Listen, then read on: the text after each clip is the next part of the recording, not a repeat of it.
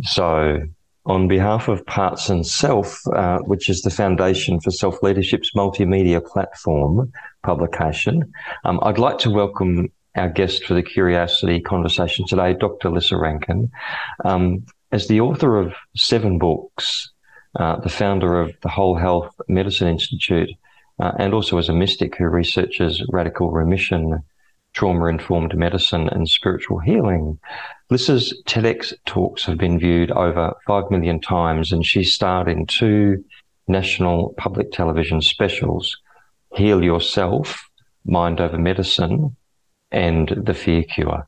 Lissa's interest in the link between loneliness and disease led her to spearhead her latest project, Heal at Last, a non-profit organisation which aims to bring effective trauma healing and spiritual healing methods to anyone ready for the deep dive of healing.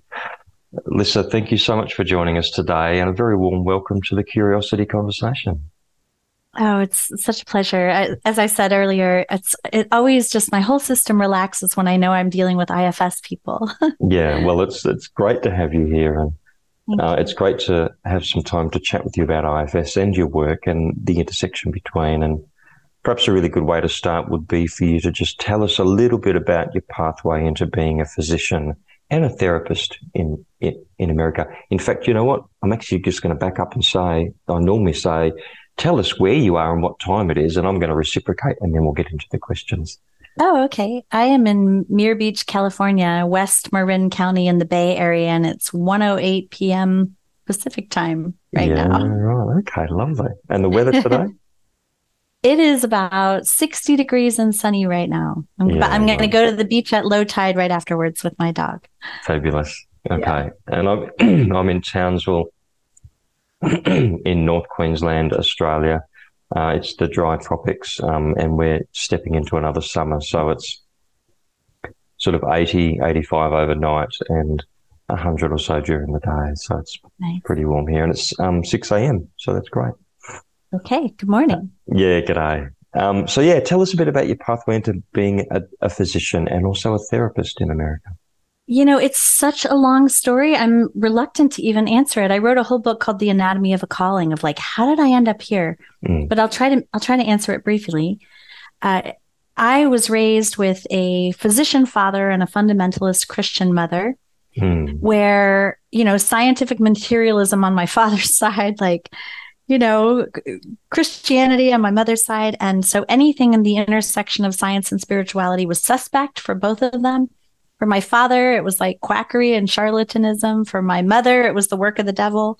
So I am the least likely person to like wind up here sort of as a spokesperson for the intersection of science and spirituality. But I was very early. I had a like 7-year-old part called the Squirrel Girl. She got named by the local newspaper. I was the squirrel healer in our neighborhood full of injured baby squirrels that would get sort of delivered to my doorstep in shoeboxes. And I raised dozens of squirrels all the way through college. So it was very clear to me that I had this kind of caregiver part that really cared about the life force. And that, you know, in this culture, you know, maybe if I was in an indigenous culture, I would have been sort of recognized as the shaman. But in this culture, that means you either go to medical school or you become a therapist. So I did both, basically. I went to medical school and became an OBGYN and practiced as a very sort of conventional medical doctor in San Diego for 8 years after going to Duke University and Northwestern, sort of very traditional academic education. And I became, you know, a good sort of scientific materialist who had left the church. But I always sort of, Jesus was my favorite. I kind of kept my spirituality, but in a very private way. However, the actuality of being a medical doctor in the United States means that if you really do have that sort of little innocent, naive, idealistic squirrel girl part that thinks that being a doctor is going to satisfy that impulse, you're going to be sorely disappointed. So by the time I was pregnant with my daughter when I was 35 years old, I was really in the throes of what Harvard burnout researchers are now calling, you know, moral injury. That, you know, burnout is probably not the most appropriate term for it, because when you are here to serve the life force and you're required to cooperate with a corrupt system that gives lip service to patient well-being, but is ultimately at the mercy of the financial bottom line, it is a massive integrity breach. And I have this integrity police part that would get activated when I realized that there's so much more needed for our patients that we can't do. I was double booked in 15-minute slots. I had 7.5 minutes with my patients. You can't do healing work in 7.5 minutes. That's just one of many things that led me to feel that way. And I couldn't at the time tolerate, I think going back, having done IFS for 8 years now, I think I now understand sort of what was happening in my system at the time, but I couldn't tolerate the cognitive dissonance of being a healer who was harming people. Like, preventable medical error was the number 3 cause of death in the US until COVID. Now COVID is the number 3 cause of death. So I suspect that's number 4. I couldn't reconcile that. Like, that healer and harmer were 2 sides of the same coin. And I just kind of wanted to get out. And I promptly, so it was not an easy thing to quit my job. I had a newborn baby. My father had just died. My husband at the time was not working. I was the full-time provider. I still owed medical school debt. It was going to cost me $150,000 to quit my job, but I wound up doing it, and just total leap of faith into the unknown, and wound up at Esalen Institute 9 months after leaving, having a profound experience at Esalen that I wrote about in The Anatomy of a Calling. And I won't get into the details, but it made me realize you can quit your calling, but you can quit your job, but you can't quit your calling. And it began a path of studying mind-body medicine, psychoneuroimmunology, cutting-edge trauma therapies, spiritual healing, indigenous healing methods. And I spent 10 years going around the globe working with shamans in Peru and Qigong masters from China and Balinese healers. And I realized ultimately, they're doing trauma healing, but many of them are doing it really badly and unsafely and with poor boundaries.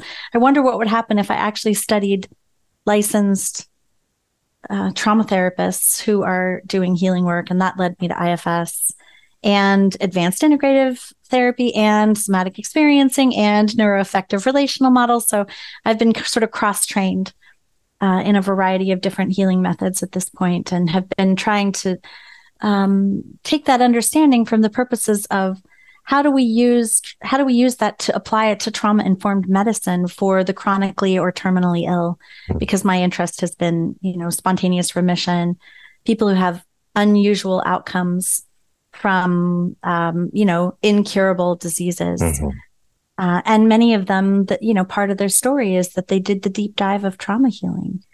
Not to suggest that healing trauma will reverse every disease, but that's the pathway, that's the rabbit hole I have gone way down. So I've been teaching with Dick Schwartz. We taught at the IFS conference in Denver right before the pandemic, a workshop called IFS as Medical Treatment. And we just did a Zoom weekend workshop about healing the parts that are involved in chronic medical illness. And I've just been asked to come to Esalen and teach about that as well. So that's been, and there's a whole chapter in my latest book, Sacred Medicine, about exactly that, about IFS as a way to support people who are chronically or terminally ill.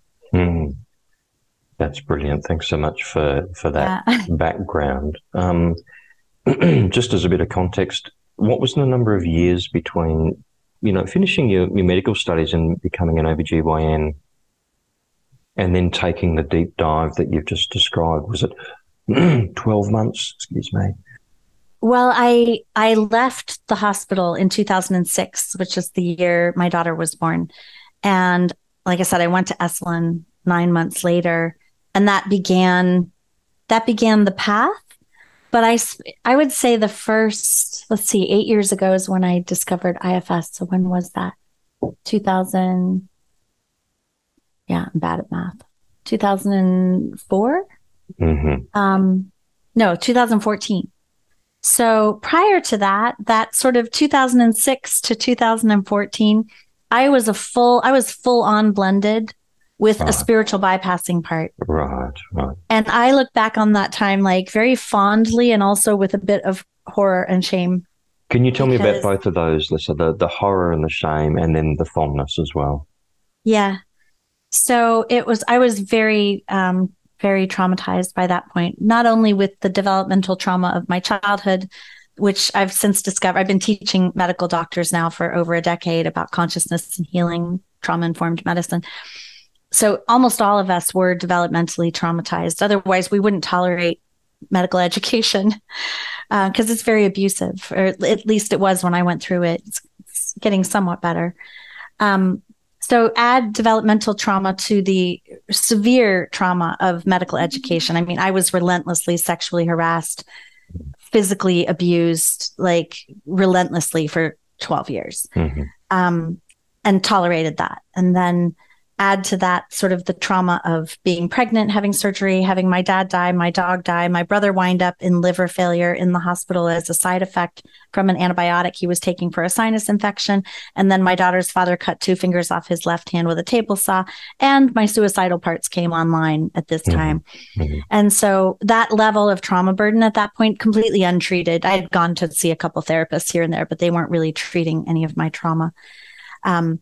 That led me into sort of the bliss hunting part that was going from one ecstatic dance to the next meditation retreat to the next tantra circle to the next kirtan, trying to, I guess Dick says we do like, we lull our parts to sleep with some of these practices.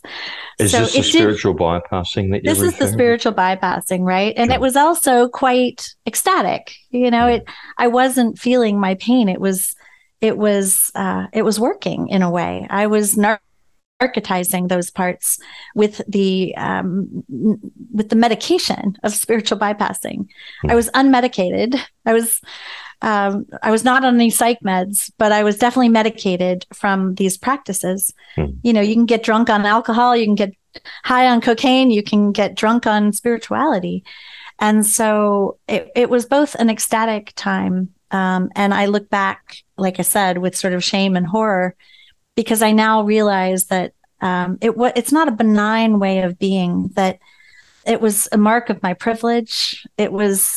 And some of the belief systems that I took on and parroted were not anti-racist. And my sister's Black. They were oppressive.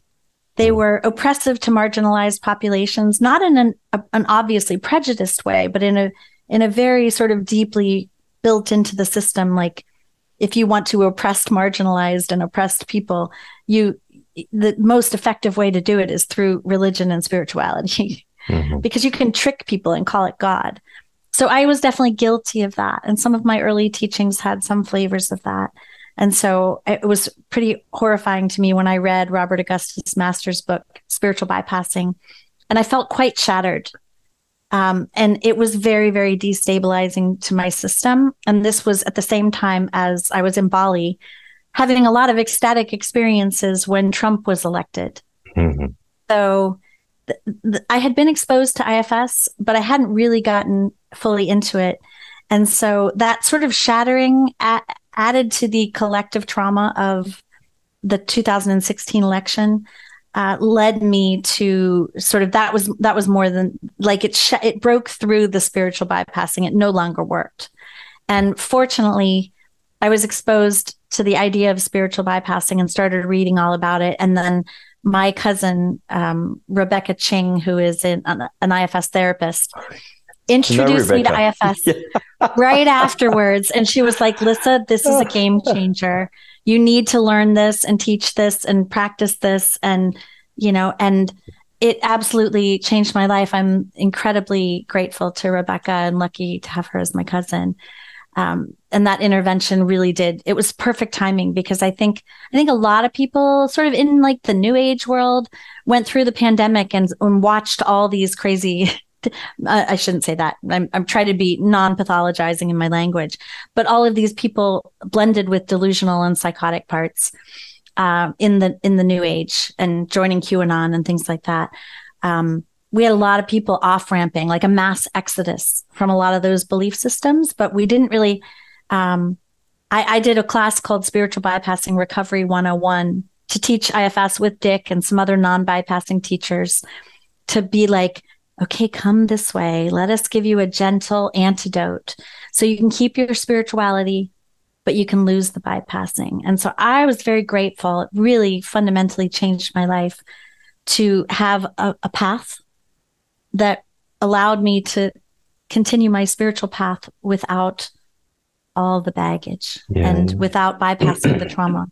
So I started the deepest dive of my trauma therapy right after my mother died, which was 5 years ago. We just celebrated the 5-year anniversary this week. Mm-hmm. In 2017, by the sound of it. 2017, yep, the day before Halloween. So we're celebrating the Day of the Dead on tomorrow night in my community. So it's a big threshold place for me to be sort of 5 years in. I've been in weekly therapy with my therapist, and I'm also in IFIO therapy with my partner. So getting double dose, and my daughter's in IFS therapy. So all my close friends are. So it's been a very collective journey of trying to do this work. It's fascinating. Listen, just as a matter of interest, I've actually interviewed Rebecca in the past for what was our former publication, the Outlook publication, and she was a fabulous interviewee, and I've had a little bit of contact with her subsequently, and I had no idea that you guys were cousins, so that's great. Mm-hmm.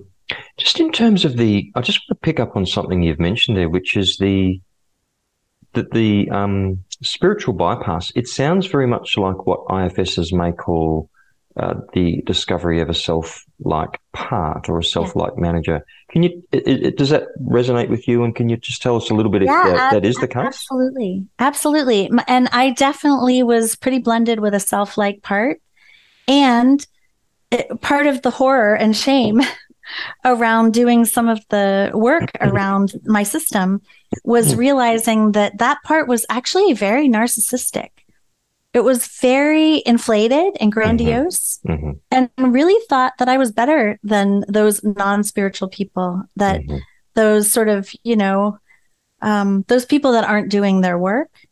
And so it was pretty, and I had an idea of myself based on that self-like part, and being quite sort of validated in that world as being a pretty good person.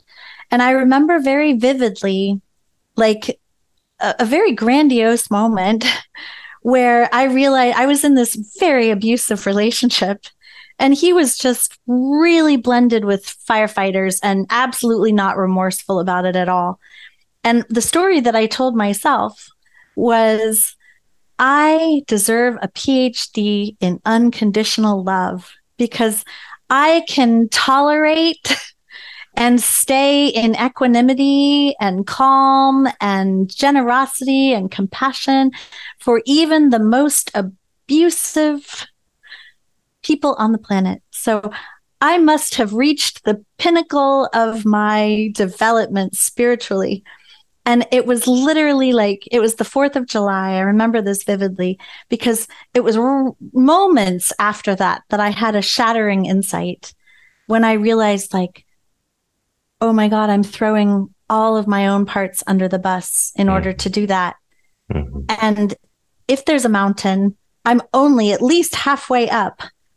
And the next part of the journey is going to be the U-turn. And I'm going to have to learn to offer that same level of unconditional love to my own parts. And I'm going to have to learn boundaries. And I'm going to have to, I came to sort of chant my mantra of unconditional love, conditional access. And it was a whole journey. I just taught an IFS informed, in the middle of teaching an IFS informed course about boundaries. Like, what does it mean to have IFS informed boundaries? Because I had no idea. I was just letting everybody crash right over my exiles. With absolutely no protection in my system, which of course was what my mother did to me. So it was, it was the shadow work around that just sort of, coming to reckon with how my system had come to operate in order to tolerate what I had been through was very, very difficult part of the journey, but it was also very liberating because I realized, okay, now I can I don't have any problem like being as an IFS practitioner. It's very easy for me to be very generous with other people's firefighters. It's much harder for me to be generous with my own, much harder for me to be generous with my managers. And it's very easy for me to be sweet with my exiles, but it can still, I was just making a map today. This is my IFS map from my trigger yesterday. That right. Oh, Lissa, how generous. Yeah. Yeah. So I do things like this all the time. And I'm really grateful for the model and to Dick for developing it and to all of the community for making it even better and building upon what Dick has built continuously as a community. We appreciate the way we try to sort of cult proof this community and try to, hold each other accountable and be honest and generous. Yeah, exactly. And be real. And I understand that. I guess it'd be really good to try and make a bit of a link between some of your understandings around trauma and medicine and your TED talk. Is there scientific proof that you can heal yourself, which I was just watching earlier on this morning, and the IFS side of things. I'd like to try and bring those two together if that's possible in a way. Yeah, well, that is a long lecture that I give. So that doesn't, there is a whole chapter just talking about the science in sacred medicine. And I wrote an entire book, Mind Over Medicine, about talking about the science. So that's not, I can't answer that question in a short interview. What I can say is that for the nerds among you, the science proving that trauma causes disease is absolutely airtight. There is no question that trauma causes disease and is probably the number one cause of disease. And what we don't have good enough data for me to say with any sort of scientific accuracy is whether treating trauma reverses disease. We have a lot of anecdotal evidence, which is not evidence-based medicine. And we have some early studies, including like the IFS article about rheumatoid arthritis, for example. But we don't have, for example, good data proving that cutting-edge trauma therapies cure cancer. I would love to see that data. It's almost impossible, I think, to get that data because if somebody gets cancer, for example, the number of interventions they are usually using, my partner, Jeffrey Rediger, wrote the book Cured, and he was trying over 19 years. He's been trying to find, like, what are the things that people who had spontaneous remissions did? Like, were they proactive? Is there anything we can do to be proactive about that? And the problem with trying to do retrospective data like that is that they did all kinds of things. They changed their diet. They started being vegans. They took 100 supplements. They went to Lourdes. They went to the energy healer. They went and did trauma therapy. They went to the medical doctor. They went to, they moved. They got out of their toxic marriage. They quit their toxic job. They healed their relationships with their children and went to art school. How do you say which of those things cured their cancer, right? So it's very, very difficult, I think, to try to do this kind of science. And I wrote about this in Sacred Medicine. I think the current evidence-based medicine scientific model is based on some fundamental flawed assumptions.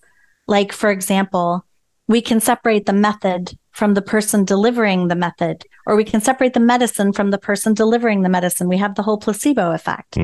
I was in my medical practice, I was participating in pharmaceutical trials. I got fired because my placebo effect was too high. And I was ruining their data to try to prove that the pharmaceutical was better than the placebo. So, for example, if we're trying to prove that IFS benefits cancer patients, how do we even separate the IFS model from the person delivering the IFS? How do we know if that person is in self or blended with parts? Because if they're blended with parts, the model is not going to work. And how would a scientist set up a trial to test whether or not the therapist is in self, or the doctor is in self, or the medicine is being appropriately applied, or whatever? So I don't think that the current scientific method works well for trauma healing or spiritual healing work. I don't know that it works well for pharmaceuticals either, but that's a big, that's a big problem. Are you involved in current research, or do you have plans to be involved in current research? I'm not. That is not I'm the broadcaster and writer and speaker and teacher, but I am not interested in scientific research, to be honest. I hope other people are, because I think that's very exciting and necessary, but I'm more interested in actually delivering the medicine to the people. So I've been really busy with my nonprofit work with Heal at Last, which, is I've developed. We just got our first 2 big grants because I have a health equity part that is just very aware of how much money I am spending every week just to support my own healing journey and my family's healing journey. And the number, the tens of thousands of dollars that I've spent over the past, since 2006, supporting my own healing is an absolute privilege. And it's not fair and it's not equitable. And I, the people that need these medicines the most cannot afford them. They're not covered by most insurances.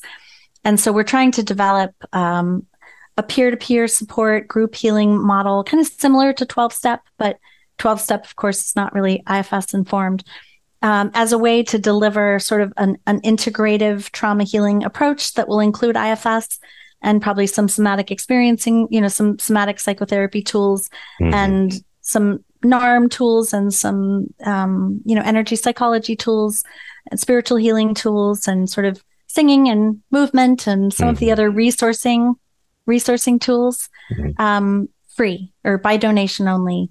So we're in the process of, I'm responsible for sort of writing the training manual for the therapists and writing the patient manual for the people that are participating. And we're working with Harvard to sort of set up our first pilot there. And we'll probably also be doing a pilot on Zoom. And then we'll be moving into training therapists for that. So we're absolutely going to be coming to the IFS community looking for people who are interested. Right. So that's the Heal at Last nonprofit organization where you're training up volunteer therapists who will donate their time and energy. Well, hopefully we're going to be able to pay them. That's why we're fundraising right now. I don't want them to have to volunteer. They're so maxed out and stretched thin already.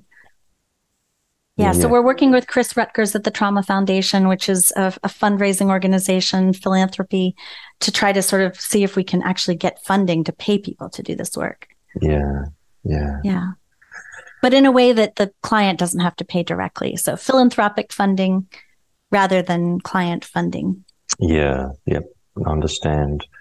Wow, that's a big undertaking, Lissa, and a fantastic undertaking in terms of. Well, this is the advantage of having grandiose parts. I feel like, okay, let's try to take on Mission Impossible and get IFS to the world. I don't know if we can pull it off. Yeah. But I keep saying people, some of the most visionary and helpful needle movers in the world are people with grandiose parts who have done their work, Yeah. I mean, in that sense, you're talking about other people, you're talking about a sort of an IFS community in some ways. It'd be really good to hear about if you in fact do you work on your own? Do you work in a team? If you do work in a team, what does the team look like and consist of, and how do you interact with them, and how does it gel together to sort of galvanize and propel forward the ideas that you're pursuing? You mean in Heal at Last? In your work generally, it might be in Heal at Last, or it might be in other ways. But just the work that you're doing, that you've been describing for us, do you work with a team of other people? Do you work purely on your own? No, I work with a team of other people, and the team that we're working with, we have very specific criteria for who gets invited into the team, and all of them are interested in getting outside of the model of being the next model builder who changes the therapy slightly so that I can copyright the name and brand it and start my own training program so that I can profit from it. That's the model. And that is not equitable. It's a capitalist model. And so everybody in the team either has kind of done their sort of independent like they've maxed out their ambitious parts, and they've kind of accomplished everything that their ambitious parts need to feel like they've succeeded. Or they come from, wealth and don't need money. And they have a humanitarian part and a social justice part that's really aimed at sort of, I don't even really care if anybody knows I'm involved in this. The only reason I'm talking about it is because we haven't started fundraising yet. And sometimes people hear me talk about it in places like that, and they reach out to my executive director, Nikolai, and offer grant money. So I mention myself only because some people have come to trust the work that I'm doing. And so they have been offering us big grants, like $100,000 grants. So all of us are not interested in being the front people. We're just sort of trying behind the scenes to get the medicine to the people by donation only, in a way that is not about inflating myself or taking credit even for all of this. And everybody we meet weekly in our little, and then divide and conquer. And it's very interesting because, again, they're very high functioning individuals on the team. But they have a different orientation than a lot of the people in my world that are really focused on profit and fame and getting credit for their work and virtue signaling. And, like, again, not to judge that, but I've been in that part of the world long enough to see that that's a way of operating in business. It takes me back to the part of the conversation when you were talking about the spiritual bypass and the self-light managers, whereas in fact it sounds like you're talking about a community of self-led people who are interested in spreading, the word and the healing in a more equitable way. And all of us have been traumatized, and all of us are on the path. Indeed. Actively working on those parts, and willing to talk vulnerably about that. Which is a beautiful segue into what I wanted to ask you next, which is, it would be great if you could, I just want to deepen things just for a little minute, not that, I just want to go a little bit further and say, look, can you tell us about a time where IFS was really helpful for you in a vulnerable or difficult moment in your life? Sure. Well, let's see. I'll tell you about one moment because it involved Dick. Sure. It was New Year's Day, and I had been in a partnership, and my partner had left a year before, and we had both gotten in therapy at the same time, and he wasn't willing to get in couples therapy, and he wasn't willing to consider coming back to the relationship. But we did separately go to our weekly therapy, and then we would meet for a walk on the beach once a week, sort of to, like, confess, to disclose to the other person the parts that participated in the disruption of the relationship. Yep. And it was incredibly helpful. I'm very, very grateful to him for doing that, because originally he just left and he wouldn't tell me why, and I didn't know what had happened, and I felt really confused. And the fact that he was willing to do this was very, very supportive to my journey. So we were doing that for a year, and I had a part that was still hopeful, that because we were doing all this repair work and sort of unpacking what happened and getting to know each other's parts in this way, and it was very intimate, I had a part that was hopeful that maybe he would consider, after, a time, trying to get back together again. And instead, he ended up not partnering. He ended up having a relationship with a casual relationship with another person.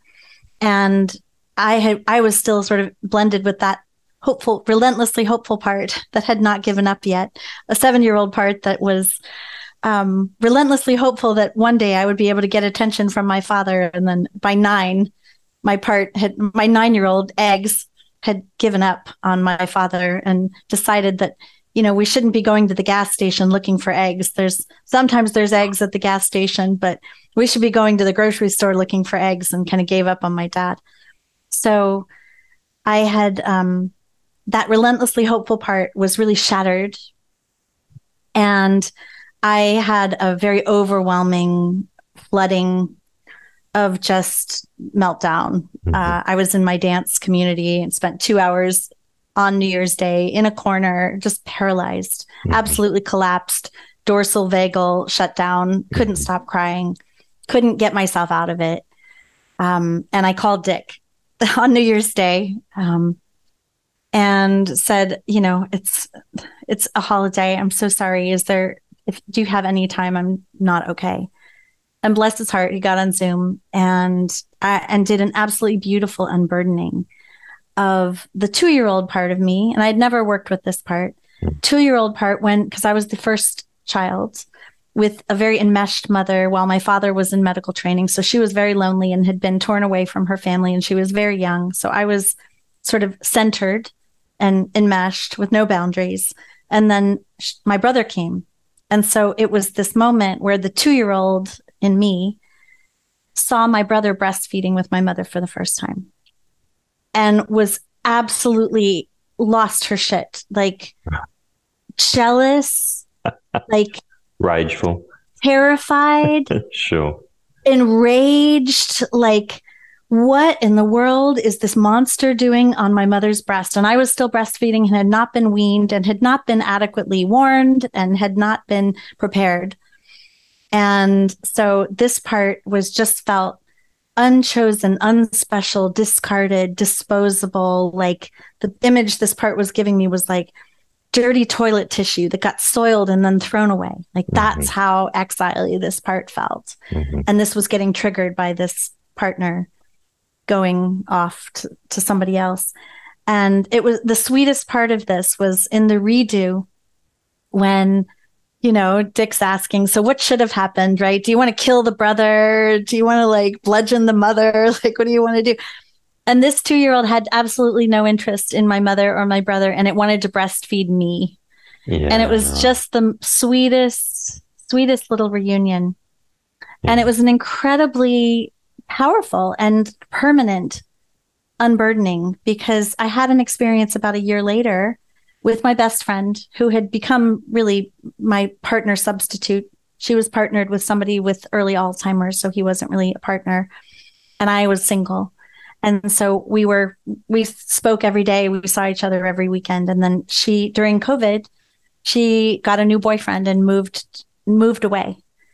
And this part that might have felt replaced, disposable, discarded, all those feelings, just was really happy for her and sad for me, but was able to sort of not make it about me and be able to be more in self and supportive of her journey and get to know her new boyfriend and expand the circle of care for all of us. So it was such a beautiful example of what happens when we do those unburdenings and hit potentially similar triggers without it's like cutting the tripwire for the song and dance, It was very beautiful. I was really grateful to Dick for that one. Yeah. Do you know, Lissa, I just want to acknowledge what a beautiful story it is about your unburdening, but also your generosity in sharing that with us. Thank you. That's a really deep and intimate and beautiful and appropriate story to share. So just want to acknowledge that and honor it. Thank you. Thank you. Thank you. We're coming close to the end of our time, but I always ask my guests if you could share with us one of your favorite quotes or mantras that you live by, and that you just can't go without. Might be a quote, it might be a thought, it might be a principle, but a particular quote or mantra that by which you live that you just can't go without. I have one by Mark Nepo that I love, and to me, it's like the essence of IFS. It says, each person is born with an unencumbered spot, free of expectation and regret, free of ambition and embarrassment, free of fear and worry, an umbilical spot of grace where we were each first touched by God. It is this spot of grace that issues peace. Psychologists call this spot the psyche. Theologians call it the soul. Jung calls it the seat of the unconscious. Hindu masters call it Atman. Buddhists call it Dharma. Rilke calls it inwardness. Sufis call it Qalb. And Jesus calls it the center of our love. To know this spot of inwardness is to know who we are, not by surface markers of identity, not by where we work or what we wear or how we like to be addressed, but by feeling our place in relation to the infinite and by inhabiting it. This is a hard, lifelong task, for the nature of becoming is a constant filming over of where we begin, while the nature of being is a constant erosion of what is not essential. Each of us lives in the midst of this ongoing tension, growing tarnished or covered over, only to be worn back to that incorruptible spot of grace at our core. When the film is worn through, we have moments of enlightenment, moments of wholeness, moments of satori, as the Zen sages term it, moments of clear living when inner meets outer, moments of full integrity of being, moments of complete oneness. And whether the film is a veil of culture, of memory, of mental or religious training, of trauma or sophistication, the removal of that film and the restoration of that timeless spot of grace is the goal of all therapy and education. Regardless of subject matter, this is the only thing worth teaching, how to uncover that original center and how to live there once it is restored. We call the filming over a deadening of heart, and the process of return, whether brought about through suffering or love, is how we unlearn our way back to God. I love that one. Wow. To me, that's like self-leadership. It's there self-energy, isn't it? Yeah, that's right. And can you just spell that gentleman's last name for us? It's Mark I'm sure people. Nepo. Yes, Mark Nepo. Nepo. Nepo, and it's from Unlearning Back to God: Essays on Inwardness. Yeah, great. Yeah. All right, Lissa. I just want to finish by asking, what's it been like for you chatting with us today from your end? It's been fabulous from our end, but how's it been for you? Oh, no, it's lovely. Like I said, I always feel like I feel safe and capable of being really vulnerable and generous when I'm with IFS people, because I know that they will be as generous with me as I try to be with them. So it creates, I think it's wonderful when we can have sort of circles where the leadership in our community can be as vulnerable as the people that are maybe used to being the students in our communities. And I think it's really important. Again, that's part of how we cult-proof our communities, right? Is by not pedestalizing anyone in our communities and not expecting them to be anything other than human with parts. Well, you've been very generous, and it's been an absolute pleasure on behalf of Parts and Self and the Foundation for Self-Leadership. Lissa, I do want to thank you for your generosity and your authenticity and your openness and your self-energy. And it would be great to have the possibility to catch up with you again at some stage in the future when you're doing other work and also your work develops. That'll be great. Absolutely. Anytime. Okay. Thank you so much. Yeah, it's my pleasure.